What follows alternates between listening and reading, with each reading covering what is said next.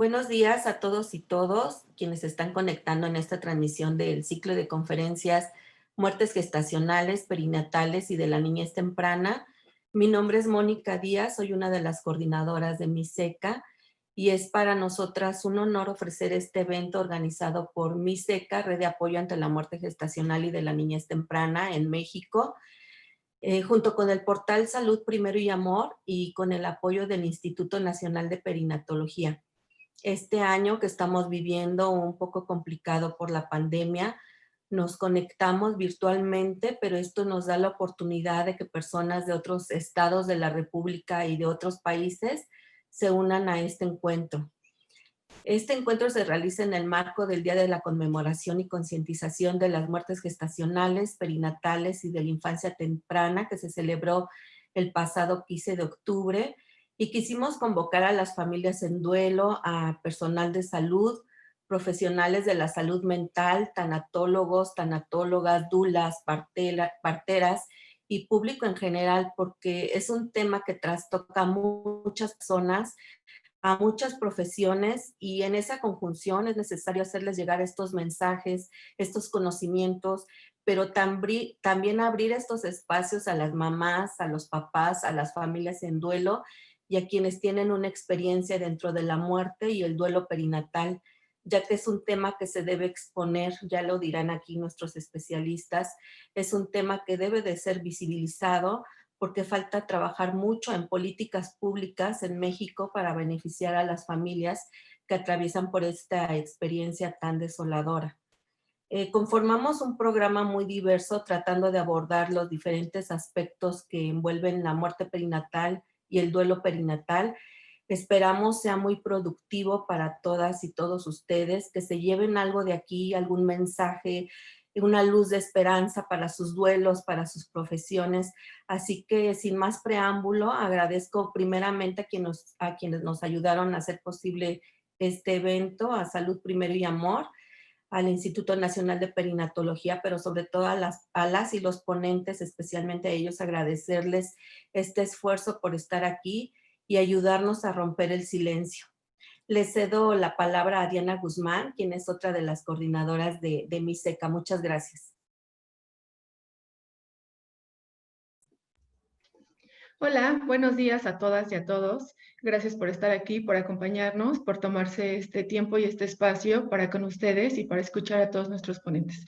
Quiero darles unas palabras que escribimos y voy a empezar. Hablar sobre la muerte de un hijo es complejo. Ningún padre espera que este hecho suceda en su vida, pero en gran porcentaje, mujeres, hombres y familias lo han vivido. La muerte de un hijo en gestación, en el parto o a los pocos días de nacer es uno de los temas poco hablados, nulamente acompañados y es una de las experiencias más solitarias. Hablar hoy aquí de este tema visibiliza a las familias en duelo, lo complejo que es la muerte de una hija o de un hijo en estas circunstancias, lo importante que es hablarlo y acompañar a los padres y a las familias. Abrir estos espacios ayuda a los padres en sus procesos de duelo, en el reconocimiento de su dolor y en que ellos busquen el acompañamiento terapéutico como un medio para sanar. Agradezco a todos los que nos acompañan en este ciclo de conferencias, pero en especial hoy quiero agradecer a las mujeres, hombres y familias que han pasado por la experiencia de la muerte de una hija o de un hijo y nos han permitido estar presentes en compañía y en amor.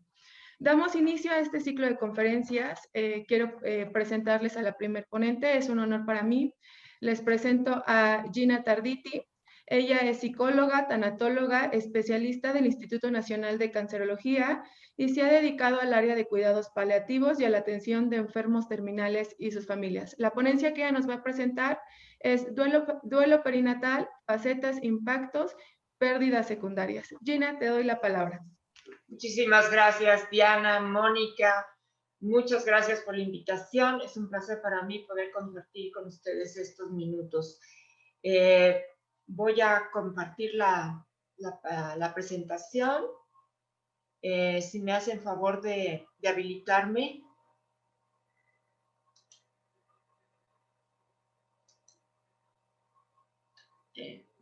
Me parece que no puedo todavía.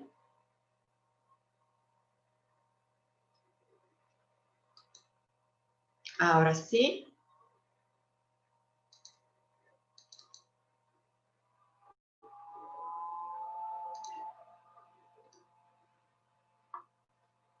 Ahí estamos. Bueno, yo quisiera brevemente darles una definición de duelo, aunque a lo largo del día seguramente hablarán de esto desde diferentes enfoques. Me gustaría centrarme en esto que digo, es una reacción natural. Y al ser una reacción natural ante una muerte de un ser querido o de algo muy importante para cada uno de nosotros, se presenta esta reacción que es un proceso adaptativo. Por lo tanto, al ser natural, es necesario y también es inevitable. Pero también es importante entender que el duelo es o debe ser un proceso activo, dinámico, multifacético y multidimensional, porque afecta todas las esferas del ser humano. Si acentuamos o sabemos que somos seres biopsicosociales, espirituales, tenemos que entender que ante una pérdida importante, todo nuestro mundo, ese que yo llamo nuestro pequeño mundo, se ve trastocado. Y en ese sentido, necesitamos reconstruir, volver a encontrar un equilibrio que nos permita continuar con nuestras vidas hacia adelante. Un duelo normal, entrecomillado, tendríamos que decir que inicia con un momento de choque, un momento que puede verse como un punto de quiebre, donde entran en acción mecanismos de defensa como la negación, que nos prepara a los seres humanos para entender lo que está sucediendo, para aceptar racionalmente en un inicio lo que pasa. Y como son noticias muy fuertes, el ser humano tiene que prepararse y protegerse. Por eso es que muchas veces la primera reacción que tenemos es, no es cierto, no puede estar pasando. Después empieza este proceso de adaptación a movilizarnos, a echar a andar recursos que todos tenemos, que a veces no los conocemos, no creemos tenerlos, o es difícil reconocerlos en nosotros, pero finalmente poco a poco lo vamos haciendo. Al principio es como una necesidad de sobrevivir, literalmente, entonces se hace lo mínimo necesario. Y poco a poco uno va entendiendo lo que está sucediendo e idealmente tendría que venir en el tiempo una aceptación afectiva, es decir, que aceptamos con el corazón que realmente hemos perdido a ese ser querido y que nuestra vida cambió y cambió para siempre. Y la decisión voluntaria y consciente de reconstruir para poder continuar con nuestra vida de manera plena, sin olvidar el objetivo del duelo jamás es olvidar, es integrar, es asimilar en nuestra historia de vida.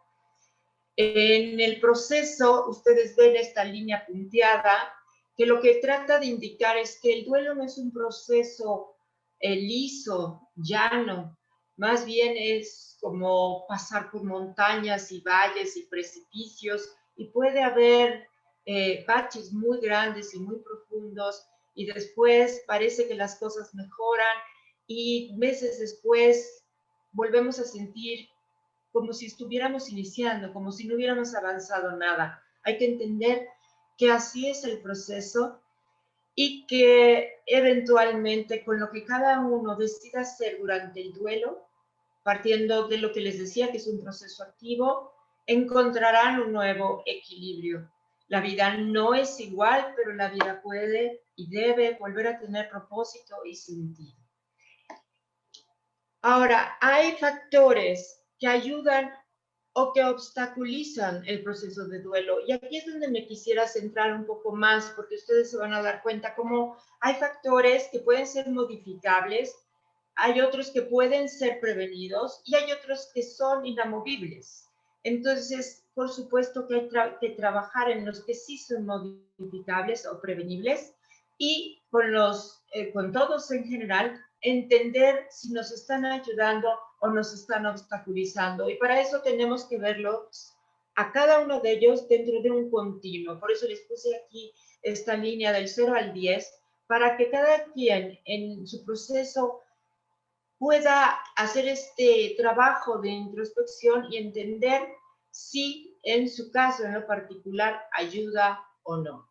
Uno es la filosofía de vida. ¿Qué entendemos por enfermedad, por ejemplo? ¿Qué entendemos por muerte? ¿Qué significado le damos a eso en nuestra vida en lo general? La edad. No es lo mismo tener la pérdida de un hijo a los 20 años que a los 40 años, que a los 60 años, y no porque sea menos o más dolorosa, sino porque las implicaciones pueden ser muy distintas. La autoestima, ¿cómo me defino a mí mismo? ¿Qué valor me doy? La vida de mi hijo era lo único que me daba sentido, no hay nada más que me ayude a valorarme, a entenderme, me puedo definir sin ser madre. El locus de control, esto es un término que en psicología utilizamos y que lo que significa es que hay distintos niveles de percepción en el ser humano de qué tanto podemos nosotros influir o impactar en lo que nos sucede en la vida. Entonces decimos que hay locus de control externo cuando pensamos que todo nos viene de fuera y que nosotros somos absolutamente impotentes, que no podemos hacer nada, y es una sensación como de ser títere del destino. Y por supuesto que esto dificulta cualquier proceso de duelo, o tener un locus de control más orientado hacia lo interno, donde reconozco que hay cosas, muchas quizá, que no puedo controlar, pero también hay otras en las que sí puedo hacer algo para cambiar la situación, para mejorar la percepción, para ver la vida en blanco y negro, en colores y no solamente en blanco y negro. También el estilo de apego, que es algo que formamos desde muy temprano en la vida a través de la relación primero con la mamá y después con los demás miembros de la familia y más adelante con la escuela. Y desde esa edad, desde muy pequeños, acostumbramos vincularnos desde una forma segura. Si hemos tenido una familia, una madre que acoge, que cobija, que da estructura, o puede haber un estilo de apego inseguro o ansioso. Y esto lo repetimos a lo largo de la vida en todas nuestras relaciones. Por supuesto que mientras más nos vinculemos desde una manera segura, mejor preparados estaremos para enfrentar las dificultades de la vida. La capacidad de resiliencia también es fundamental. Hoy sabemos por investigaciones que se han realizado que todos los seres humanos hemos nacido con cierta capacidad de resiliencia, pero que esta se puede fortalecer a lo largo de la vida. Y es esta capacidad, tanto biológica como psicológica, que nos prepara para enfrentar las situaciones difíciles de la vida y que yo simplemente defino como la capacidad de doblarse y no romperse. Tenemos también el tipo de relación con el fallecido. ¿Qué tanto se había establecido un vínculo con ese bebé? La muerte sucedió durante el embarazo, en el parto, más tarde. No quiere decir, vuelvo a insistir, en que el dolor sea menor. Simplemente se adicionan situaciones, porque muchas veces como madres, como padres, antes de que el hijo nazca, en el mismo momento en que sabemos que estamos embarazados, ¿no? La pareja, ya tenemos proyectos, sueños, planes, anhelos para este bebé, para esa niña, ese niño que nacerá. Entonces, todo esto va a afectar, desde luego, hará mucho más doloroso mientras más estructurado estuviera todo esto en la mente de ustedes, incluso en la preparación de la habitación, la ropita, etc. pérdidas secundarias. Esto es muy importante porque la gente se concentra en el duelo pensando en la pérdida visible, en la muerte del niño o de la niña, y no piensan en todo lo que ello conlleva, que es parte de lo que decía antes, los sueños y proyectos que ya teníamos para ellos, el significado que el rol de madre o de padre representa en la vida de cada uno de ustedes, es fundamental y es una pérdida. Están perdiendo a un bebé, pero también están perdiendo su rol como padre o como madre de ese bebé. Si aparte esto sucede, digamos que después de los 40 años, cuando sabemos que las posibilidades de embarazarse y de tener un embarazo bueno, que llegue a término con todo bien, sabemos que disminuye. Entonces, esta puede representar también una pérdida secundaria importantísima. Los mandatos de la sociedad que están introyectados, aunque digamos no nos importan, no nos afectan, quizá en el fondo hay a quienes les importan más de lo que quisieran, y esto también es como no estoy cumpliendo con el rol que la sociedad o mis creencias o mis tradiciones me han dicho desde que nací. Tengo que ser madre, tengo que ser padre. Si no eres madre, si no eres padre, algo te falta, no estás completo. También la salud física y emocional que se tenga va a impactar desde luego en la evolución del duelo. Si alguno de los padres, por ejemplo, es depresivo o ha tenido antecedentes psiquiátricos, o si padece alguna enfermedad física. Luego, la muerte es anunciada o es sorpresiva. ¿Había indicios o no había indicios? Generalmente, cuando se trata de la pérdida de un bebé, la muerte es sorpresiva. Y esto es un golpe mucho mayor que cuando se tiene cierta preparación para ir aceptando lo que viene. La causa de la muerte también puede impactar cuando se trata de defectos congénitos. Puede crear también temores, culpas que habrá que estar pendiente. Historias de pérdidas. ¿Qué otras pérdidas han vivido en la vida? Quizá han perdido otros bebés, otros estresores concomitantes, es decir, ¿qué más pasa en esa familia? ¿Es una familia disfuncional? ¿Es un matrimonio o una pareja que está consolidada o que tiene problemas? ¿O es una madre soltera que enfrenta el proceso sola? Problemas económicos, burocráticos, etc. ¿Qué emociones dominan? Las emociones en el duelo son cambiantes, son intensas. Los seres humanos somos muy emocionales, cambiamos de emoción en un día cualquiera sin tener ningún problema. En una situación de duelo suelen ser muy cambiantes, mucho más intensas, y habría que tener cuidado cuando las emociones que dominan son sobre todo el enojo y la culpa, que se suelen ver mucho en estos tipos de duelo, y simplemente estar alertas para atenderlos, para gestionarlas de la mejor manera. Y esto que viene, muerte escamoteada, esto es importantísimo porque la sociedad parece que no quiere verlo. Entonces escuchan frases como: no pienses en eso, es un angelito, eres joven, vas a tener más hijos, o no era un bebé porque tenía apenas unas semanas. Cosas tan terribles y dolorosas que hacen que el duelo a veces no se pueda vivir abiertamente, porque no hay una familia, una sociedad, una comunidad que sostenga y que contenga. La muerte ambigua también, cuando no se tienen todas las respuestas, no se sabe exactamente qué fue lo que pasó. En el proceso de duelo es importante saber que no nos dolemos las 24 horas del día, sino que nos orientamos a la pérdida, a trabajar todo esto que venimos platicando, pero también hacemos cosas para sobrevivir, para vivir el día a día, cuando se atiende una casa, a la pareja, hay otros hijos, quizá padres enfermos. Es decir, salimos y entramos del duelo, nadie se puede doler las 24 horas. Este es importante porque Doka y Martin desde el 2010 dijeron que hay dos maneras principales de dolerse, de manera intuitiva e instrumental. Intuitivo es cuando nos enfocamos más a las emociones, instrumental es cuando lo manejamos actuando, trabajando, llenándonos de cosas. Y siempre se dijo que el hombre tendía más a lo instrumental y la mujer más a lo intuitivo. Nuevamente, yo los invito a verlo dentro de un continuo, porque no hay dos personas iguales y habrá quienes estén, sí, más hacia un lado que al otro. Nada es ni bueno ni malo, simplemente es, y entenderlo ayuda.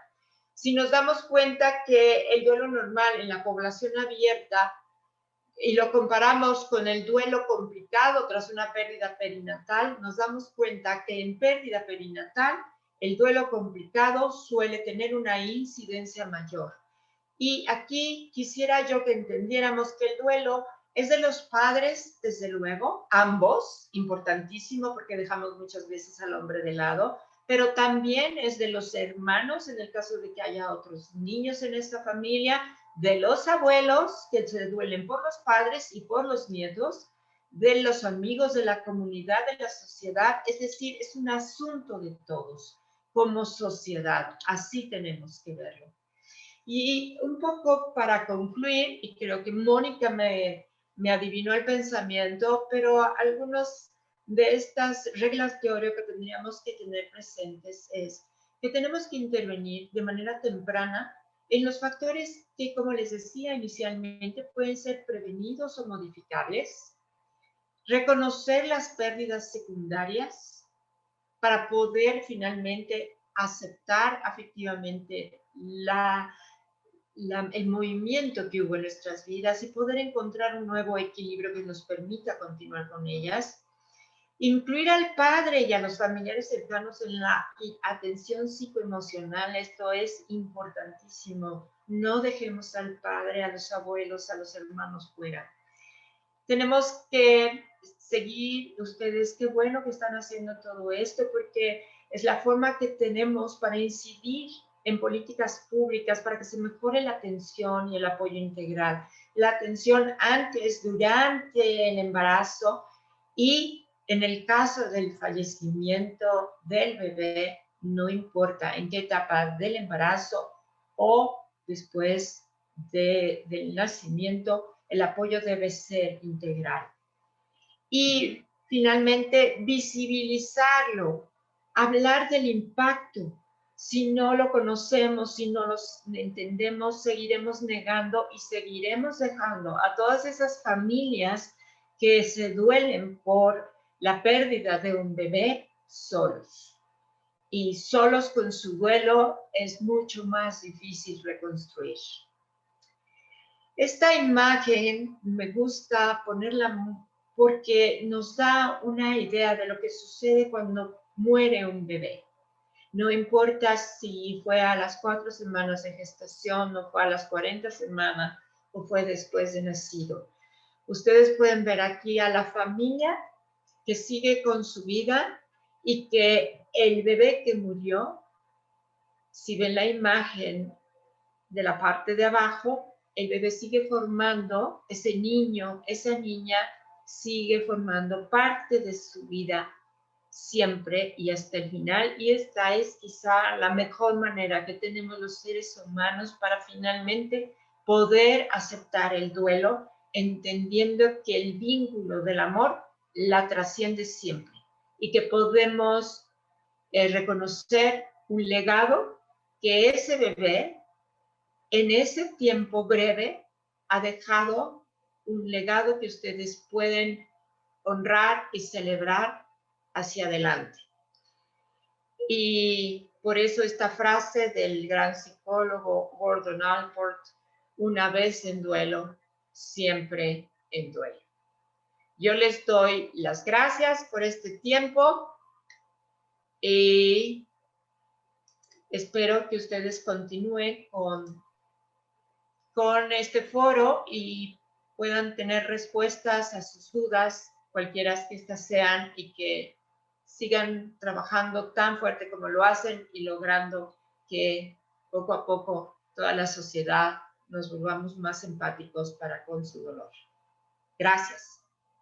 Muchas gracias, Gina, por esta participación. Nos sentimos muy honradas de que estés hoy aquí con nosotros, de que inicies o que hayas dado inicio tú a este ciclo de conferencias. Para todos los demás que nos están viendo vía Facebook, les recordamos que pueden escribir sus preguntas para los ponentes. Al final podrán hacerles estas preguntas y ellos podrán contestar. Entonces, si hay alguna duda, alguna pregunta para los ponentes, tanto para Gina como para los ponentes que seguirán, por favor háganosla llegar y con gusto se las preguntaremos por acá.